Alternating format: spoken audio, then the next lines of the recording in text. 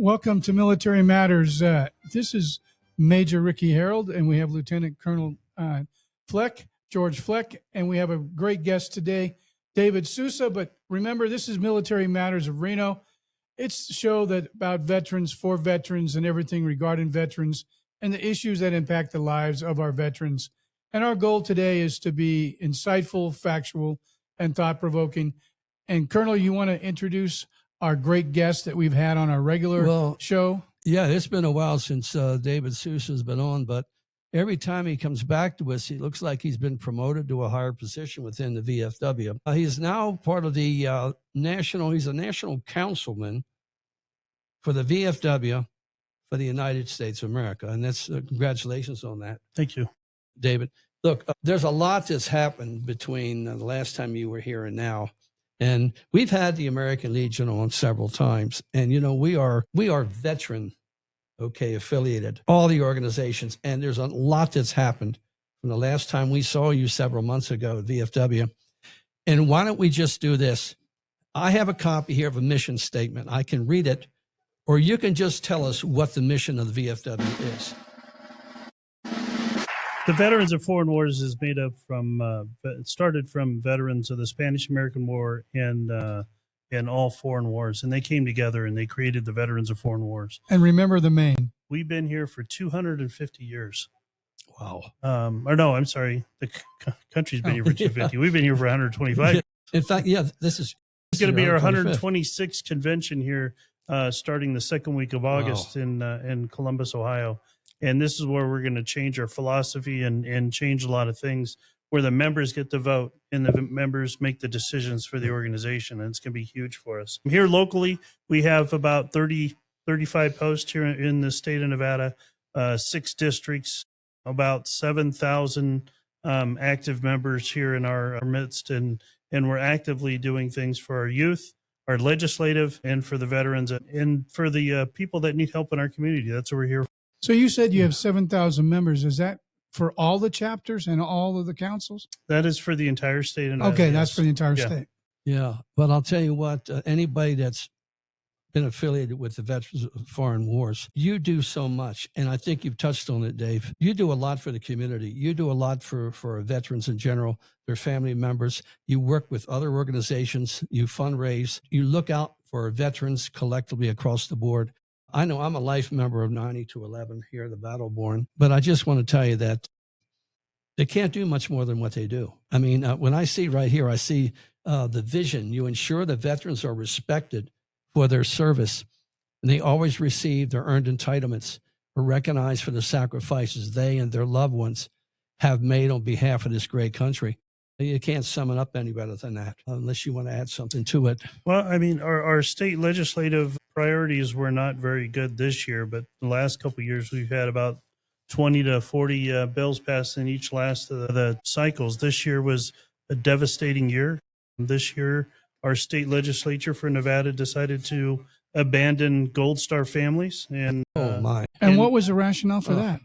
It was tied up with another bill that was being lobbied by we call them claim sharks. I call them fraud people. They go and prey after veterans and get their earned entitlements for them to live. And they lobbied us. They outspent us to win the battle. It's unbelievable. And instead of the legislators getting rid of that part of the bill and going to the next 2 parts of the bill, one was giving Gold Star families free Nevada park access. I think we're the only Nevada parks or Nevada state park system that doesn't give any benefits for Gold Star families, which is horrendous in my eyes. But hey, politics is normal in the state of Nevada. One day you have support, and the next day you have zero support. Well, you know, David, you brought up about Gold Star families. We've had Gold Star mothers and family members. We just had them on this week. Donna Axelson, who raised over $170,000 for the special operations groups that are out there for the Navy. And it was a tremendous golf tournament out in Genoa Lakes. And that was to honor the 20th anniversary of Operation Red Wing. So it was a major thing for us and the VFW community to participate in that and the local community in Genoa. And it was pretty amazing that we were able to do it. But I want to tell you one thing. Go ahead.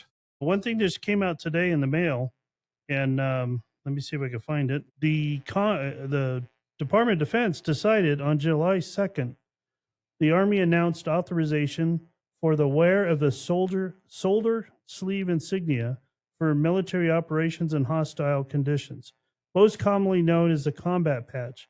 For soldiers who were deployed to 14 countries in Africa and in the Middle East between October 7th, 2023 and June 24th, 2025, in authorizing in the combat patch, the Army Chief of Staff General Randy George waived the Global War on Terrorism era requirement that the patches only be used when soldiers concurrently receive combat zone tax exclusion and hostile fire pay. So this is a huge event, a huge thing for the soldiers out there in the military to be able to get that combat patch for the work that they've been doing, and we're really proud that that went through. How close are you in working with the Veterans Administration? We work with the VFW here in the state of Nevada works with the regional center and the 3 local visions. There's probably 4 that deal with Nevada now, but the 4 visions, we work really closely with them on a full-time basis. So I have a question. We just passed the big, beautiful bill, and it had some significant changes to the Veterans Administration. And some people touted it as good, and others said that it was not so great. Can you kind of give us a synopsis of what the positives and the negatives were on this new, because this is a new bill that's going to be in force for the next 50 years. Well, here's the positive part. They're not going to reduce any more staff from what they've already done before today or before the bill was signed. They're not going to reduce any more staff. This hospital in Reno, the VA Sierra Nevada healthcare system, is hiring currently for doctors and other parts of that hospital, also to work out in the community. They're looking for van drivers, paid van driver positions at this hospital to go to different parts of the area, going out to Urington, going out to Winnemucca, going out to Elko, Hawthorne. No, they don't go to Elko. That's a different visit. That's out of Salt Lake City. But they go to Redding. They go right over the hill to California and pick up patients and bring so them here. Ely is, and that would be this South Virginia, Ely, Elko, that part of the state, eastern part of Nevada. Southern. That's all part of Salt Lake City. Clark County is part of the Las Vegas VISN or the Southern Nevada VISN. And I believe there's a little sliver that's part of the VISN out of St. George, Utah, but I'm not entirely sure on that one. But I know we have Probably Mesquite, right? No, it'd be like Caliente and those guys. I think they go over the hill to St. George. Now, David, what you just said, I was listening to a snippet of a congressional hearing going on. What you just said about regarding the Veterans Administration, about the VFW, the manpower, the hiring. If you listen to Congress, which so many times it happens, they get a burr up their backside, and they're often very wrong, especially when they're in opposition. They like to throw something out there before they have all the facts. And I just heard that today on a congressional hearing where they got after our new secretary or VA director or secretary and Doug Collins. And they were hammering him pretty good, but it proved out to be a lot of bogus claims. And I just want to bring that up because folks out there listening, you got to make sure you get both sides of the story. Certainly you want to get the facts before you go out there and start on national television, national radio, and hammering people when you don't know, you don't have a clue what's going on. So I don't know if you heard anything from that. I mean, it sort of contradicts what you had said about the VA, about the VFW and the cuts and all hiring and all that. Well, I mean, the National Commander-in-Chief brought up a thing out here. He is applauding the VA for using a scalpel to do the force reduction. On July 7th, he has a press statement that said he's very pleased for the announcement of the VA deferring resignations and federal hiring freezes and normal attrition. The Department of Veterans Affairs is on track to reduce its staff by only some 30,000 employees by the end of the fiscal year 2025, thus eliminating the requirement for large-scale reduction, which is one of the big things that everybody was really worried about. They took the due diligence, got rid of the people that wanted to retire early, got rid of the people that they didn't need anymore, and then that was only 30,000 people. But for an organization that's big all over the world, what's it, 455,000? Yeah, we have people out in the Philippines and Korea. Well, working for the Veterans Administration. Yeah. Can I be honest with you? Some of that fat that was eliminated per se. We're getting back to a merit system. We want to hire people that's going to come in and are going to do the job they're hired to do. And I'll be honest with you, I'm not picking on any one individual out there. I'm picking the fact that maybe there are individuals out there that were riding the wave, so to speak. And now we're starting to take that scalpel and we're starting to do some trim some of that fat off of there. And maybe the word is out. I think that's what Doug Collins was saying today on behalf of the VA. If you can't do your job, you're going to be gone. Yeah, but in the federal government, when they say they're going to do a cut, that just means there's less of an increase. It doesn't actually cut the money that's going to the Veterans Administration. No, I'm talking about the bodies that are just. You're talking about, I understand what you're saying. You're talking about the actual people who are there that are in a job that no longer is applicable or it's no longer necessary. And most of those positions are positions of bureaucratic paperwork. They're part of the bureaucracy. Most of those positions are either in the regional or in the national offices. They're not down here where the rubber meets the road. They're not in the hospitals. Exactly. They're not in the, if they're in the hospitals, it's when they have 4 or 5 directors who are following the same procedures, doing the same stuff at the same administrative office that doesn't need to be redundant. And that's what DOGE was all about. That's right. Department of Government Efficiency was to find those positions, ask the directors and the assistant directors to find those positions and give justification for their existence. If those existence didn't prove to be commendable or relatable or usable, then they should have been eliminated. And I think this is what we're talking about here. Well, the biggest thing I want to bring up, did the VA make mistakes at the beginning of the year? Yes, everybody made mistakes at the beginning of the year. If you don't make mistakes, you're not learning from them. That's right. They fired some people and put people on furloughs And that right back. should have never been fired, never been furloughed. Those people that you meet at the desk when you make your appointment, those are the people that handle everything, not the doctors in the back, not the aide that's writing the prescriptions for the doctor. It's those people at the front desk. That's right. They realized they needed them and they brought them back. Same with the vet center. They needed those people. They brought them back. That's the one thing that they realized. There was some, we're here to do oversight of the VA.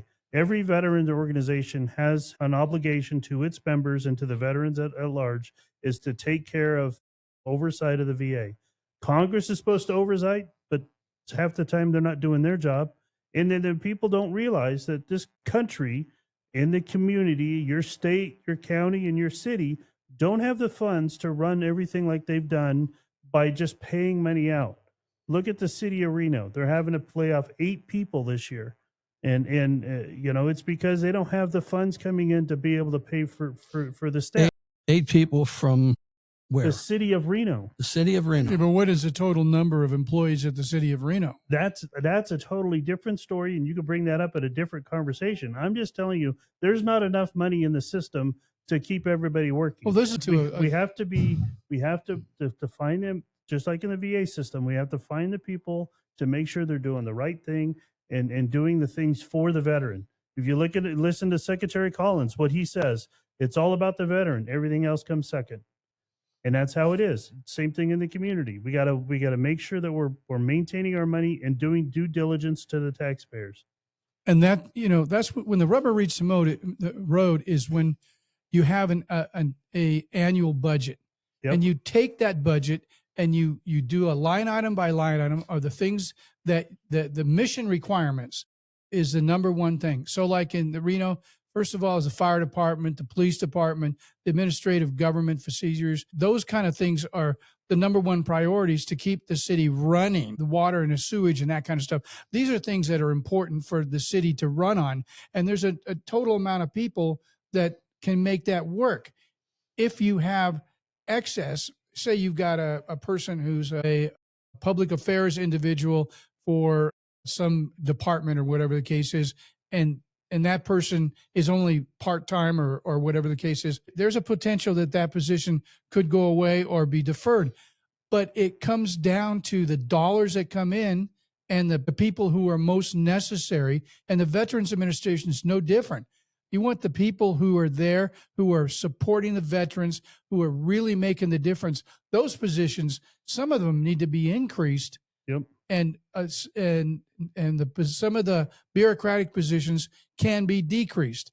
I don't know any bureaucracy that in my lifetime, and that's been 71 years, has not got smaller. It's always gotten bigger. And yes, our population is more, and we have a little more veterans that we're servicing, but not on the scale of the amount of the bureaucracy bloat that's been going on for my 70 some years. And I can guarantee you, if you went back 100 years, it would be phenomenal. David, with your expertise in being at state level and federal, I just want to say this: how would you rate healthcare right now, based on what our veterans are getting? I think it's A plus in this community. It all starts with the prior director, the director we have currently right now at the VA Sierra Nevada healthcare system. They are doing a bang up job. The people at work in the front lines, they're doing everything they can for the veteran that comes to that door. Everybody's using the techniques and tools that the VA allows. The app that they have for veterans to download on their phone to be able to send an email or a text message securely to their doctor or to the physician or to do their pharmacy update or anything. That is the most critical thing as a veteran, is to get in contact with their person. Well, they can do it on secure messaging, and they usually get called back at this Sierra Nevada healthcare system in less than 24, 48 hours. Also, I have veterans that have had to change appointments and have said it's going to take longer to get that appointment. They put them in the community. One guy couldn't get a chiropractic appointment at the VA hospital because they can only have one chiropractor on. So they went in the community. He called the local chiropractor that they allowed him to talk to, and he says, "I'll take you in the next day." So these are things that started with the first term of President Trump, and then has now started back up again, where we can go to the community and get treatment. You're talking about Veterans Choice. Yes. Yeah, I know. I had a phone call and they asked me what I wanted to do.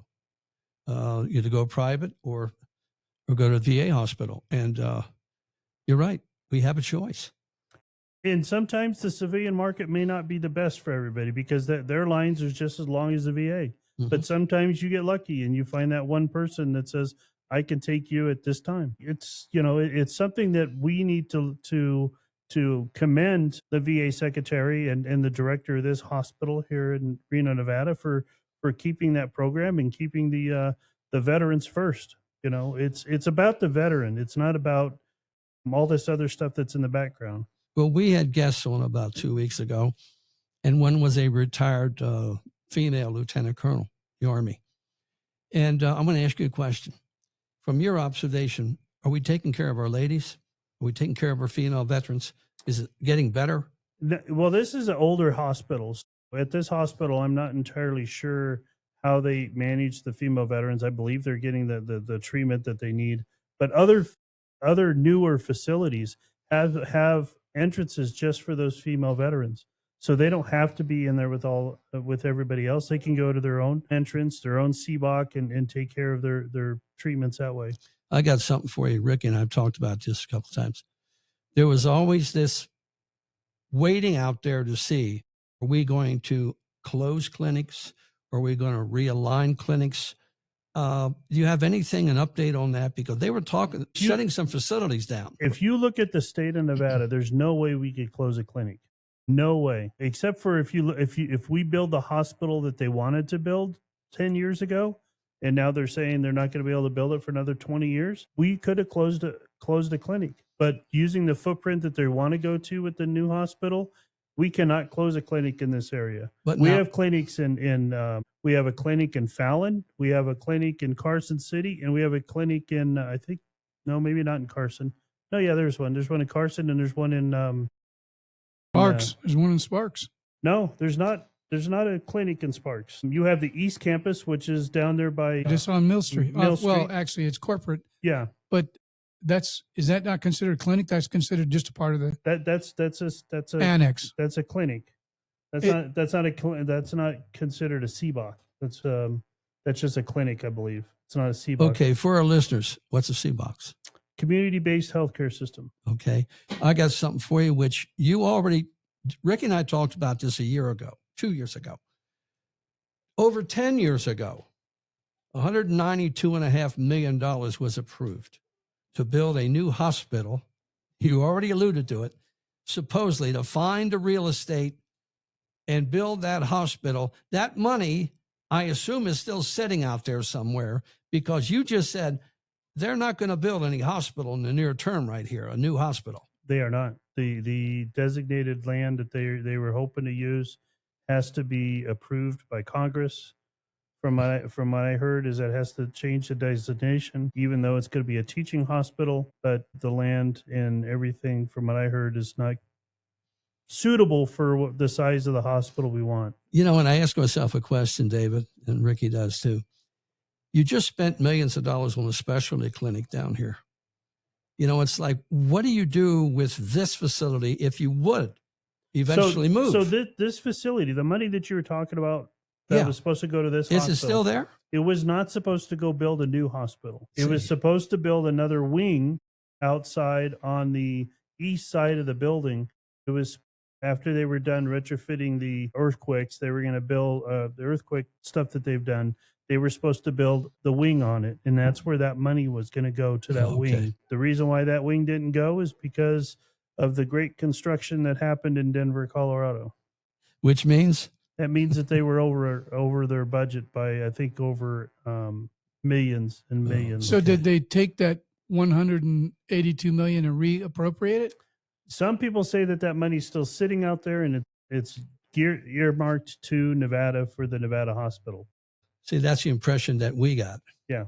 In fact, I even called in Washington, D.C. We've had some D.C. guests on from the Veterans Well, Administration. shouldn't our congressman know the answer to that? Well, yeah, they should. But I'm saying I had the If person. you ask them, I haven't asked them that specific question, but there are people out there that say that there is money that's being held aside for a new hospital in Reno, and I think it's $86 million. Well, we tried to get the person running that show from the VA to call in here, and she chickened out more than once. And that was when they're talking about looking for X number of acres and moving off-site somewhere. Now, what you're saying is that the X number of acres have been designated to a different hospital now. So those I got you. neighborhood Okay. acres are not there anymore. It's amazing what you learn when you have a guest on, right?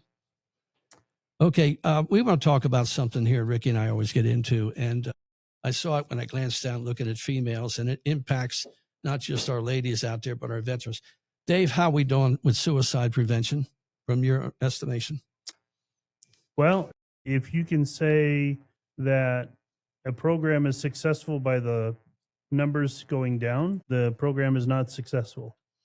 Like the secretary says, it's not going down. It has never gone down, and the numbers are not right. It depends on who you ask that question to is going to give you 6 different numbers on what the suicide rate is. How come there's a disparity? Because they don't want to really tell you the real number. Honest to God, they don't want the negative connotation from DOD, from the VA, the community. Because when you came out and said that there was 22 deaths a day or more, the community looked at every veteran as suicidal and looked at every veteran as somebody with PTSD, which we're not. You know, we have our quirks, we have our things that are wrong with us, but you can't rely on that 22 number. 22 is a number that could be factual, but when they actually combined the DOD numbers and the VA numbers, and they've only done it once, and they stopped doing it because of the number went up pretty high. Okay, and, well, again, it depends on who you talk to. We've had numbers bouncing all over the place. Another thing too, but this whole suicide thing, and we get it out to our audience, it impacts family members as well. In fact, we looked in 2023, there were about almost 200 family members that had committed suicide. This thing reaches everywhere. Well, I mean, if you think about, look at COVID and look at the young kids. A lot of people say that there's no correlation between it, but more kids that survived COVID that did not go to their high school dances, did not go to their sporting events, didn't do all of this, later on in life, those kids have problems, suicide. Yeah. There's that. Then you go back to the veteran. The veteran comes back from a war or some kind of deployment, doesn't matter, or sitting here watching their buddies go to war or wherever, that a time period after that, they are affected by that deployment or that loss. And when you lose somebody on a deployment, it just puts you, and those dates will come back to you as a veteran or as a person. You know, those dates of when you lost somebody or when one of your friends passed away, it's things that you just need to be able to talk to somebody in the community. The 988 number is perfect because it can work for everybody. I got it right here. I don't care if you're straight, gay, man, woman, whatever, veteran or not. You can call 988 and it goes to the closest crisis center next to your house, and they can talk to you about any problem that you have to have you have someone to talk to. But if you're a veteran or if you're a family of a veteran, you could push one and go straight to the VA call center. If there's a line open at that call center, there'll be a crisis line person there and a veteran on staff to be able to answer your questions and to be able to help you. Those guys are professionals for veterans. But the 988 number is for everybody. When they say that there's not enough suicide call centers, there's plenty of suicide call centers. 988's out there. Well, I'll tell you what, we talk about contributing factors, and we have to include, as service members, our family are part of the service.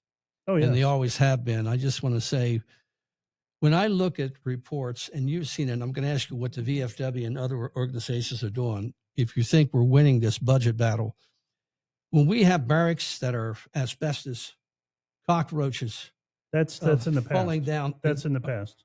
How are we doing it? Are we fixing that? That's in the past. All right. What are we doing?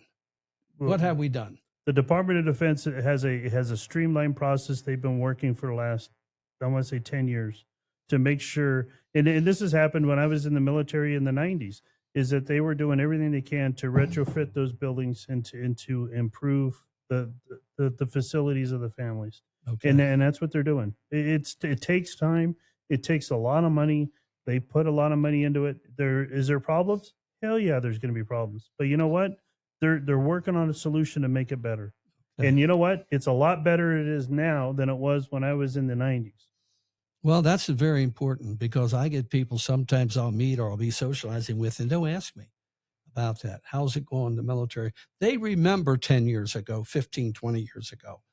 I have an experience of my family of my own, dropping them off a temporary duty barracks while I deployed.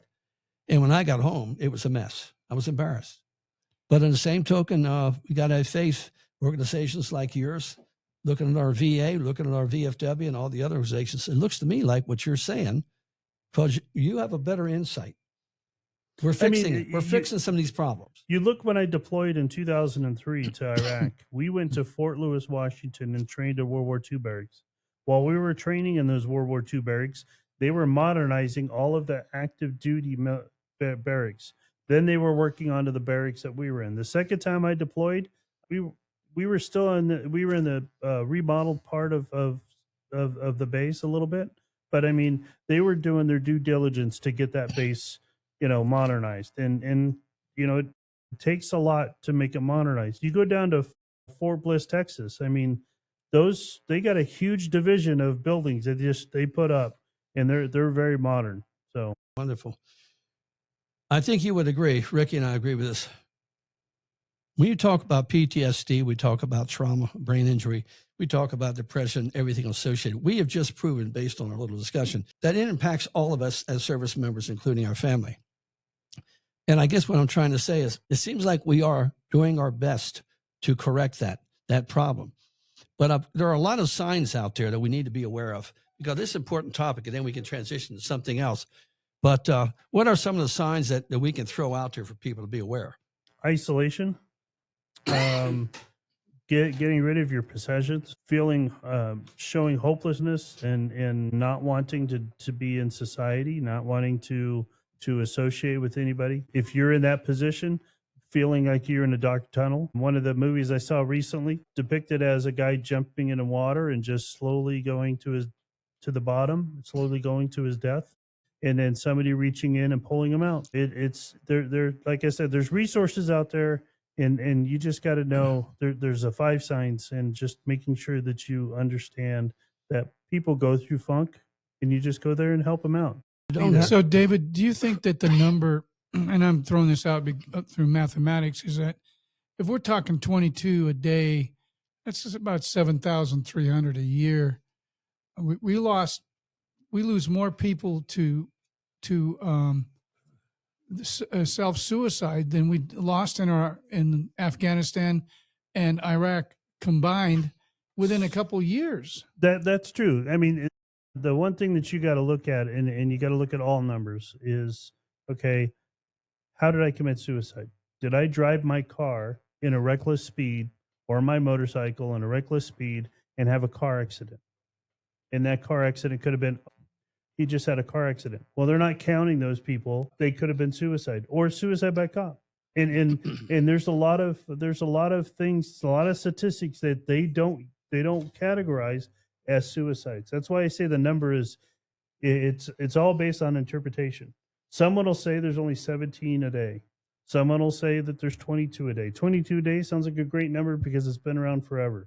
But I believe there's more than 22 a day, because there's a lot of people. It has calmed down from the combat vets a little bit, but I mean, there is a lot of, that were on adrenaline highs and everything when they came back from deployment, and that's how they got through their adrenaline. But it's a sad thing when you see someone commit suicide, because, like, even if you don't know them, you're going to be affected. it says it affects 125, if not more, individuals in some way or another. I think you just made a good statement. That would be 125,000 people. Well, I'm saying 125 people per suicide. I would say it's more than that. I really think. I really do. I really think, because when I pick up my phone and hear a suicide, I kind of dwell on it. What could we have done, nationally? What we could have done personally? I know what you're talking about. So more than 125. Oh, you've also meant the fact it's not just combat related. Sexual harassment, separation. You could go out and name a number of things. Look, the guy. There's people out there that did not deploy, that were guilty because they couldn't deploy, or their buddy deployed and died, and those people committed suicide. You brought an interesting point that we're faced with. Say one of every 4 of our shows on Tuesday. Our Tuesday show, by the way, is on 93.7 FM, 11 a.m. till noon Pacific time. But you brought up a good point about that. And Ricky, go ahead. You were going to say something. Save your thought. Well, I was just thinking about the people who commit suicide, and you were talking about all the situations that you can see the outward appearance as to where their depth of suicide ideations go from, and how it materially manifests itself. I think we kind of understand that because we've talked about it for years. But do you think some of it, and I'm just throwing this out as a question because I'm not sure, but in the last 20 years, I think that the mental health of our community and society has gone down. And I think because of lack of a lot of structures that we used to, rely on, our patriotism, we relied on our churches, we relied on our religion, we relied on the family home, the unit family and the extended family, and how a lot of that has broken down in the last 20 years, that these people don't have home safety nets that they used to have. And I think that so the mental health of the country and of the younger generation, I think, is at risk. Yeah, that's exactly right, because there is people out there that are lonely and they're alone. And if you look about it 30 years ago or 50, 60 years ago, I mean, you had that nucleus of a family, father, mother, kids, grandparents, brothers uncles, and sisters, aunts, uncles, you had your kin. And those are the people that you could probably relieve stress with, do things, and be part of the community. Now you're by yourself, and it's really hard to find that connection. Well, you had role models, and a lot of times the role model may be the top of the home, father, mother, uncle, whomever. But we look at our nation in terms of our leadership. Last few years, up until recently, it has really decayed. I mean, you set an example for children. You set an example for other individuals. by being an example. And we've not had a lot of positive role models from the top. I'm talking about the outrageous statements that people make, the discussions that people are making, how separate we are as a country in terms of Republican and Democrat. Yeah, The we loss should of- be all Americans. And one of the problems that we've just recently realized is that over the last 4 years, for a lot of our younger generation, and for even for the society in general, it comes down to, is there a small d or a small r behind your name Yeah. to decide if you're patriotic or not. Yeah, And but that's craziness, because you know where I have a problem and condemn? I condemn the education system well, not doing their job, not just educating them for their, learning how to read, write, and do mathematics and science. I'm talking about patriotism Yeah. and civic responsibility. They don't teach And it. that's not being taught in the schools. Some of the schools, yes, but for the majority, not so much. I mean, they don't even make them do the Pledge of Allegiance to the flag in the morning. These are foundational issues that create a commonality of people who have a core societal belief. We need to have a belief system, because we're not a homogeneous country. Like if you go to Sweden or you go to Nigeria, these people are all tribal. They've all lived together over centuries as a certain people. The United States isn't that way. We are supposed to be a melting pot of ideas, and not people from whatever country you came from or whatever skin you are or whatever religion you are. We're a country about people who have a joint belief in ideas. But if we're not teaching those ideas, then this is where that suicide ideation comes into, because they don't have that cohesiveness, Yeah. that bond, that glue, Yeah. the societal glue that holds us together. And Yeah, they lose hope. they don't see the vision of the future. Yeah, they don't see any future at Yeah. all. Patriotism has turned into a bad word for a number of people, including a lot of our leaders. And I'm convinced that a lot of them better go look at the history books, look at the Declaration, look at the Constitution.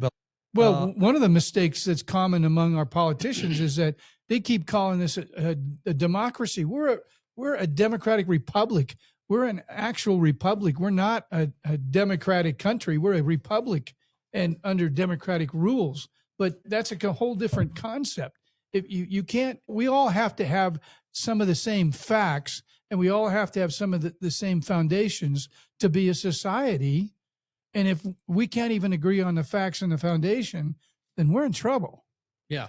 Well, the my association of the United States Army here in Reno, Nevada, and the VVA 989, along with the Veterans of Foreign Wars, hosted a 250th Army birthday. I was there. Yeah, we were there. No media in this entire state attended, and we were one of 9, I believe, You're exactly right. 9 or 16 ceremonies that took place that day, and nobody showed up. Well, And you wonder, well, it's not because I'm not going to talk about the other thing that happened that day, but I mean, you got to look at, that's where it starts. If they're not going to report on it, and they're not going to say it's something that needs to be reported, when you have an organization do 250 years to start this country and to keep the country safe, and to not report on it, you're doing a disservice to the country and to the citizens. And that's where I was frustrated for a long time on there's things in this country. We talk about the 4th of July, they publicized that. That was very well. They did a great job with that. I mean, you got the Navy's coming up next in October. You got the Marines coming up in November. If you don't celebrate those 250 years of those institutions, you're doing a disservice on the men and women that served and the men and women of this country. And their sacrifice. Yeah. But what does the average Joe out there know, let alone a young child being taught about those 250 years? Nothing. If anything, someone's found some bad that happened in those 250 years. Well, we've had and a they lot want to of accentuate that. Well, we've had a lot of disinformation. We've had a lot of propaganda that has been coming through, like the what do they call that? The 1819 project and critical race theory and some of these things that and they've all been debunked, by the way. I mean, they've shown statistically as well historically that these programs that they've been pushing recently in the last 5 or 6 years is all one big lie. Okay. But regardless of that, you can unteach bad stuff, but you have to start by teaching the right stuff. And I'm not talking about, when we talk about patriotism, we're talking about historical facts, not just dates and places on a calendar, but what actually happened and why it happened. I mean, these people don't even realize. I mean, if you ask an average student today, what was the first military action that happened in the Revolutionary War? They think that we were fighting the Germans or we were fighting the French. They don't even know who we were fighting, let alone we're the actual, Concord. You know what happened August 2nd, 249 years ago? August 2nd? August 2nd. The Declaration of Independence was signed for the actual second time. The first time was on July 4th. Yeah. The second time was on August 2nd. And it was signed by, if you go out to the Northern Nevada Veterans Memorial Plaza, you'll see a depiction of it, of a big piece of paper, and everybody that was in Congress during that day signed it. Even the ones that did not vote for it, and even the ones that were not even in the room. Say that they were the United States of America. Yep. Those colonies were very united. And that's it. If you catch these kids young enough, I mean, we have to. When's the last time, I know I was, when you sit around a table as a family and you talk about things? It used to be our own. I remember with my kids when they were little, it was like a fireside chat, at least once or twice a week, at least around the table. And we discussed things and we cleared a lot of these things up. But you had to educate these kids when they were young to appreciate the country. Well, we also have to remember that September of 1789 was when we had the actual Constitution of the United States. The articles by which we as a country follow wasn't until 1789, and it wasn't until September. So we're talking people. I can guarantee you, if I could go down this street right now and ask 10 people what year the Constitution of the United States or what month, and none of them would be able to answer that question. But the trouble is there's too much for them to absorb. You know who would know that?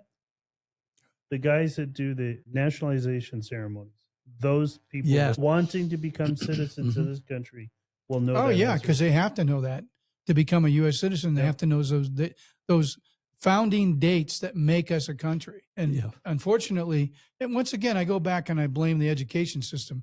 This is an indictment on our K through 12 education system. How about our college system? I mean, you should not be able to, in my opinion, you should not be able to get a high school diploma if you can't give 5 basic dates that made the United States the country it is today. Just 5 dates. And, and I would even be willing, David, to let them pick whatever dates that they think they are. But I don't think they could even come up with 5. Nope. Well, I think the problem is there's too much history and you can't keep their attention long enough. With you look at kids now, but you need to at least teach them the nuts and bolts, the things that are more relevant. They're not going to get into that history book of the Army 250 years and read about it. No, they're going to watch it on YouTube.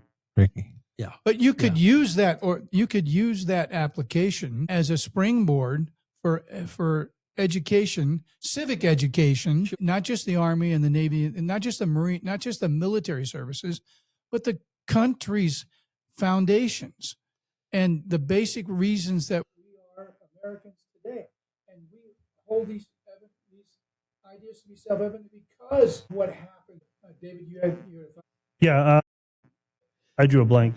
But I'll tell you what. Hey, by the way, folks, our guest today is David Sousa. He's the He's a national councilman for the Veterans of Foreign War for the United States of America. And again, currently, it's great to have him because he's throwing a lot at us here that is really adding to this podcast.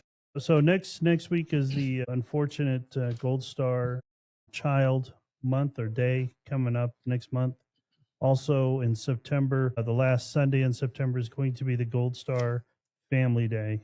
We will have two ceremonies on Gold Star Family Day, one at the Nevada Veterans Memorial Plaza at noon. We will do a small ceremony and recognize the names, the Nevadans that are listed on that wall, 916 names. And then that night, we'll do our traditional Gold Star Family Memorial over there at the State Veterans Home in Sparks, Nevada. We'll do our luminary, and that'll start around 6 o'clock, 6 p.m. That's wonderful, David. Hey, I wanted to transition to real quick here something. How are we doing with our homeless veterans? I saw there was a House passed a bill a little while back called the Veteran Homeless Bill, HR 965. Do you know anything about that bill? Has that progressed? I've seen that somewhere. There was a bill, there was a thing recently from the VFW to support a bill that was supposed to go through. It hasn't been passed yet. I don't know all the details about it. But Yeah. here's one thing. You're talking about veteran homelessness. Yes. You ever heard of a group called Tunnels for Towers? Yes. Of course. Do you know Tunnels for Towers is going to buy a building in Las Vegas and refit it, retrofit it, and give it to veterans? I did hear Unbelievable. about that. Yes. And you know the city council of Las Vegas told them no? I did not know that. Yeah. Yeah. There's, I don't know all the particulars because I live up here in the north. But from what I heard is that they told the Tunnels for Towers that that building was not. Well, maybe they want slot machines put in there. Huh? Well, they said it was a it wasn't residential, they said, from what I heard. Those are the things you're talking about homelessness. There's people out there that are trying to help homelessness, to get people off the street, even the people that don't want to be off the street. They're trying to put them in a place where it's conducive, one, for the community and for tourism, and it's also conducive for that person to be off the street. And it's something that people want to be on the street. People don't want to have a house. They don't want to have structure. But you have those other people that are mentally ill or veterans that do want that structure, and there's people out there trying to help them, and there's roadblocks that are stopping them, and unfortunately, one of them was the Las Vegas Council. Yeah, I saw something else here that was about a year ago, 11 months.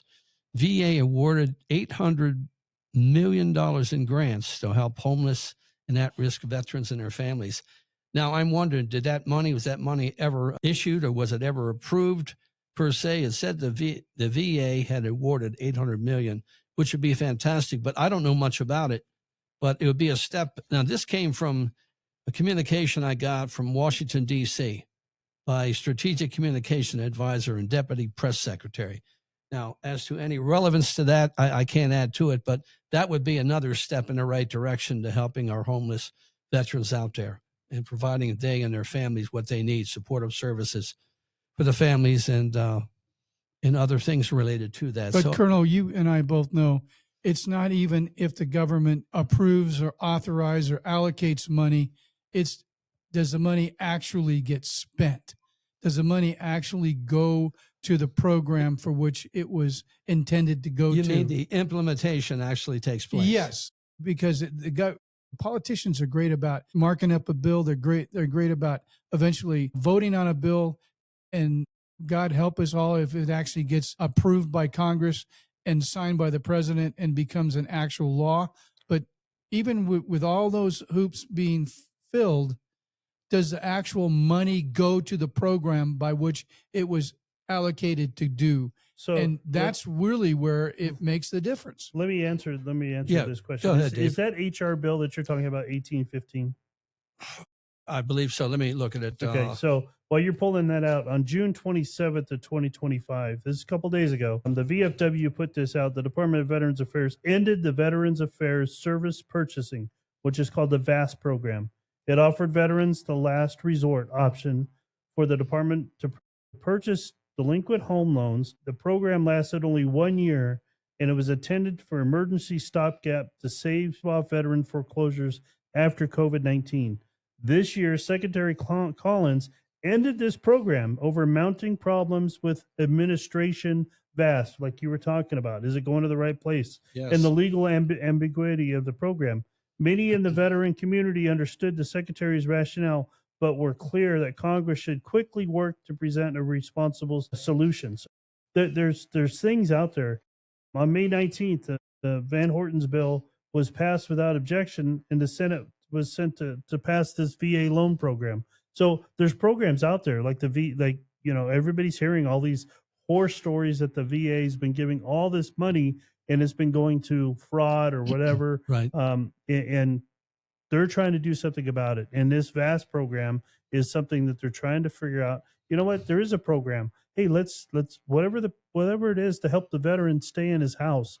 A 90-year-old guy trying to stay in his house, but he can't stay there because of the rent. This program will help. But the biggest thing about it is let's do it the right way. Let's not just throw a program out there because of COVID or whatever thing that pops up in the world this week. We need to find a program that works and is stable for our veteran community and for the taxpayers. It's got to benefit the taxpayer on the. Do you have anything, David, with regard to an update on the PAC Act? I know it was signed into law in August of 2022, expanding health care eligibility to a number of groups of our veterans. Do you have any update on that? Go on. The PAC Act is going the way it was signed. The problem is they didn't budget for it. It's just like, I always bring up the analogy. It's unfunded. It's like the analogy I bring up about the VA hospital in Las Vegas. When they very first put the VA hospital in Las Vegas, it was a beautiful building with a bunch of things inside, but no people. I can buy a building, I can buy objects, but it takes a long time to buy people because those people you have to pay for life. So it just, you got to think of it that way. And this is the same thing is that when you're looking at programs is you are doing things that is right to the veteran. You're doing things that should have been done decades ago, but you're looking at it going, you know what? It's like concurrent receipt. The only reason why they didn't pass concurrent receipt at the very beginning is because there was too many veterans that was going to get it. It would have made the country even more in debt. It's sort of like the Agent Orange. You wait forever before you. They waited for those. Unfortunately, they waited for people to pass away to give them the benefits. I lost a relative or two in the wait. How about the Camp Lejeune Justice Act? Is that kind of there was a lot of fraud involved, potential fraud in that with lawyers. Well, the lawyers were getting the money, just like these claim sharks. They were getting the money that they thought they should get, 500% for a claim or more. My goodness gracious. It just. I can't state my frustrations enough with the state of Nevada because they could have done something. All they had to do is say anybody that's an accredited service officer or anybody that does claims for a veteran has to be accredited service officers. So if you guys are available, the Nevada Veterans Memorial Plaza is going to be given a opportunity at the 1864 Club or Tavern, which is off of California Street here in Reno, on July 27th. We'll have the details out to you. But July 27th, we're going to have Tito's is going to do a tasting, and all the money that's raised during that tasting is going to go to the Nevada Veterans Memorial Plaza. That plaza is in need of a lot of funds, and we'd like to have your assistance and help with that memorial and keeping it growing for the future. Yeah, and again, we want to thank David Sousa, the Veterans of Foreign War chairperson of the United States of America, and I really adjutant for that. the state. Yes, state adjutant. Well, and we got how many? We got a couple seconds. 4 minutes. Okay, we got a little time. That fraud aspect really gets to you, folks, and it's really. I saw it. It's taken millions already. It's robbed veterans of Puerto millions. Rico. There's a case in Puerto Rico, and there's a case in Cincinnati, I think it was. You guys Google search frauds and claim sharks, and you'll see that they're attacking the VA employees that assisted in this. They're attacking the people that are doing it. But the worst part about it is those veterans that may have needed those claims to be they're losing their claims, and it's sad for those veterans. I keep bumping into something here. I think we've covered pretty much a lot of things today. We touched on, I think, the budget aspect of it, how the fight, VFW and others are fighting with your priority goals. Healthcare, we got into that, talking about the veterans. Our readiness certainly was a subject of discussion to some extent. And certainly our security, foreign affairs, those were issues we brought up with regard to the one thing that you're not talking about. Yeah, go for it. Is the Army has the biggest numbers that it's had in the last 5 years. Exactly. And there's your counter to those people out there saying this nation has lost its patriotism. We saw a survey about 6 months ago where 10% of the youngsters that hit about 18 years of age have any interest whatsoever in joining? Let's do that survey again. I bet that son of a gun has jumped up quite a bit in itself. Hey, VFW, anything else you want to tell us? I mean, you folks are great in terms National of convention will be August, sometime in August in Columbus, Ohio, Columbus, Ohio. where the Veterans Museum is. And right next to the Veterans Museum is another Gold Star Family Memorial. So get a chance, go to the Woody Williams Foundation, look at the Gold Star Family Memorials throughout the nation, and go visit one, because those are the guys that gave the sacrifices, and those are the families that are dealing with those deaths every day. and you got a VFW has a Help a Hero scholarship program coming up. I'm seeing right now. So we have a national scholarship 1 program. August, November 15th for the spring semester. Yeah, so we have a national scholarship program coming out. And my VFW post, Silver State Post 33 and 86 in Sparks, Nevada, has just partnered up with a technician, high quality technicians for computing and back end computing stuff. And we're going to start offering a scholarship for veterans and families for them to go into the technical and get their certifications and their A+, their Security Plus, and their Cisco certification. So we're going to be able to do a golf tournament coming up, and I'll have the details for that. But it's working with the those Cisco guys and those different communications certification groups that we're going to do in the future. Okay, the community support is wonderful. And I want to thank you very much, VFW. Freedom's never been free. Someone had to pay for it in the past. They consider to do it now. Support our troops, EMT, firefighters, emergency personnel, volunteers. God bless America, right, Ricky? And God bless the USA. God bless it. Keep up the good work, David. And God bless us, everyone. Even you, Tiny Tim.